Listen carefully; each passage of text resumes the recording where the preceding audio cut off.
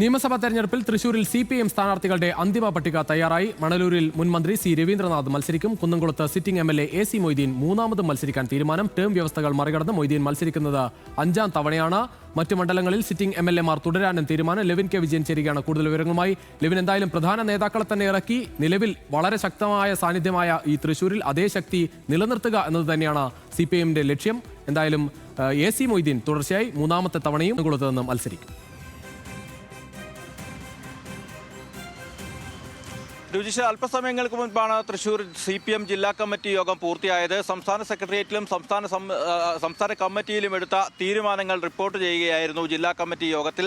സംസ്ഥാന സെക്രട്ടേറിയറ്റ് അംഗം PK ബിജുവാണ് തൃശൂരിലെത്തി സംസ്ഥാന സമിതിയുടെ തീരുമാനങ്ങൾ കമ്മിറ്റിയിൽ റിപ്പോർട്ട് ചെയ്തത്. നിലവിൽ സ്ഥാനാർത്ഥി നിർണയം മാത്രം അജണ്ടയാക്കിയാണ് കമ്മിറ്റി യോഗം ചേർന്നത്. നാളെ മുതൽ വിവിധ മണ്ഡലം തലത്തിലുള്ള യോഗങ്ങളും ഏരിയ കമ്മിറ്റി യോഗങ്ങളും ചേർന്ന് സംഘടനാ തീരുമാനങ്ങൾ റിപ്പോർട്ട് ചെയ്യും. നമ്മൾ നേരത്തെ റിപ്പോർട്ട് ചെയ്തത് പ്രകാരം ന്യൂസ് മലയാളം ആദ്യം സ്ഥിരീകരിച്ചത് പ്രകാരം തൃശൂർ ജില്ലയിലെ സിറ്റിംഗ് MLA-മാരിൽ ഈ 7 സിറ്റിംഗ് MLA-മാരിൽ CPM മത്സരിച്ച സീറ്റുകളിൽ 6 പേരും തുടരുമെന്നുള്ളതാണ്. മണലൂരിൽ മുൻ വിദ്യാഭ്യാസ മന്ത്രി സി രവീന്ദ്രനാഥ് മത്സരിക്കാൻ വീണ്ടും എത്തുന്നു എന്നുള്ളതാണ് പ്രധാനപ്പെട്ട കാര്യം. മണലൂരിൽ മാത്രം അല്ലെങ്കിൽ കുന്നംകുളത്ത് മാത്രമായിരുന്നു ഒരു ഈ ടൈം വ്യവസ്ഥകൾ പാലിച്ച് സിറ്റിംഗ് MLA-മാരിൽ 2 പേർ മാറുമോ എന്നുള്ള കാര്യത്തിൽ ആശങ്കകൾ ഉണ്ടായിരുന്നു. തുടക്കത്തിൽ CPM ജില്ലാ കമ്മിറ്റിയിലും സെക്രട്ടേറിയറ്റിലുമൊക്കെ അത്തരത്തിലുള്ള ചർച്ചകളും പുതിയ സ്ഥാനാർത്ഥി നിർണയത്തിനായിട്ടുള്ള നീക്കങ്ങളും ഒക്കെ നടന്നിരുന്നു. പലരെയും സ്ഥാനാർത്ഥികളായി പരിഗണിക്കുകയും പേര് ചർച്ചയിൽ വരികയും ഒക്കെ ചെയ്തെങ്കിലും വിജയസാധ്യതയും ടേ വ്യവസ്ഥയും മണ്ഡലത്തിലെ അല്ലെങ്കിൽ ജില്ലയിലെ സ്വാധീനം നിലനിർത്താനും അടക്കമുള്ള തുടർഭരണം ലക്ഷ്യമിട്ടുള്ള തീരുമാനങ്ങളുടെ അടിസ്ഥാനത്തിൽ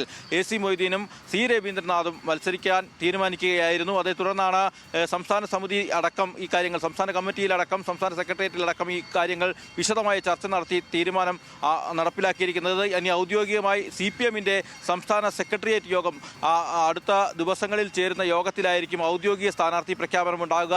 നിലവിലെ MLA-മാർ ജില്ലയിലെ 6 മണ്ഡലങ്ങളിൽ മത്സരിക്കും. സ്ഥാനാർത്ഥികൾ CPM തീരുമാനിച്ച സ്ഥാനാർത്ഥികളുടെ പേര് ഒരു വട്ടം വായിച്ചു പോകാം. മണലൂരിൽ മുൻ വിദ്യാഭ്യാസ മന്ത്രി സി രവീന്ദ്രനാഥ്, അദ്ദേഹം മുൻപ് പുതുക്കാട് നിന്നും MLA-ആയി തെരഞ്ഞെടുക്കപ്പെടുകയും സംസ്ഥാനത്തെ വിദ്യാഭ്യാസ മന്ത്രിയാകുകയും ചെയ്ത് പ്രവർത്തിച്ച ആളാണ്. CPM-ന്റെ തൃശൂർ ജില്ലയിലെ ജനകീയ മുഖങ്ങളിലൊന്നാണ്. കുന്നംകുളത്ത് AC മൊയ്തീൻ ജില്ലയിലെ തന്നെ ഏറ്റവും മുതിർന്ന നേതാവാണ്. തുടർച്ചയായ 5ാം തെരഞ്ഞെടുപ്പിനെയാണ് അദ്ദേഹം നേരിടാൻ ഇരിക്കുന്നത്. 2004-ൽ K മുരളീധരനെ വടക്കാഞ്ചേരിയിൽ ഉപതെരഞ്ഞെടുപ്പിലൂടെ അട്ടിമറിച്ചായിരുന്നു മുരളീധരന്റെ നിയമസഭയിലേക്കുള്ള ആദ്യ കടന്നുവരവ്. അതിനുശേഷം വീണ്ടും വടക്കാഞ്ചേരിയിൽ മത്സരിച്ച് ജയിച്ചു. അതിനുശേഷം തുടർച്ചയായി 2 തവണ 2016-ലും 2021-ലും കുന്നംകുളത്ത് നിന്നും ജയിച്ച് ജനപ്രതിനിധിയായി. 3ാം വട്ടത്തെ തെരഞ്ഞെടുപ്പിൽ കുന്നംകുളത്ത് നിന്നും അദ്ദേഹം ഇത്തവണ മത്സരിക്കാനിരിക്കുന്നു എന്നുള്ളതാണ്.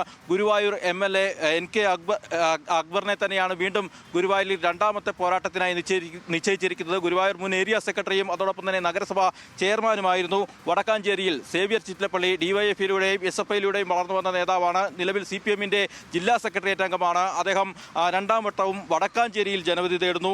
ചേലക്കരയിൽ UR പ്രദീപിന് ഇത് 4ാമത്തെ തെരഞ്ഞെടുപ്പ് പോരാട്ടമാണ്. ആദ്യ തവണ K രാധാകൃഷ്ണൻ ജില്ലാ സെക്രട്ടറിയായി തെരഞ്ഞെടുക്കപ്പെട്ടതോടുകൂടി അദ്ദേഹം ഉപതെരഞ്ഞെടുപ്പിൽ മത്സരിച്ച് വിജയിച്ചു. അതിനുശേഷം K രാധാകൃഷ്ണൻ വീണ്ടും ചേലക്കരയിൽ മത്സരിച്ചു. അതിനുശേഷം വീണ്ടും ഉപതെരഞ്ഞെടുപ്പിലൂടെ അദ്ദേഹം വിജയിച്ചു. ഇത്തവണ വീണ്ടും തെരഞ്ഞെടുപ്പിൽ ജനവിധി തേടുകയാണ്.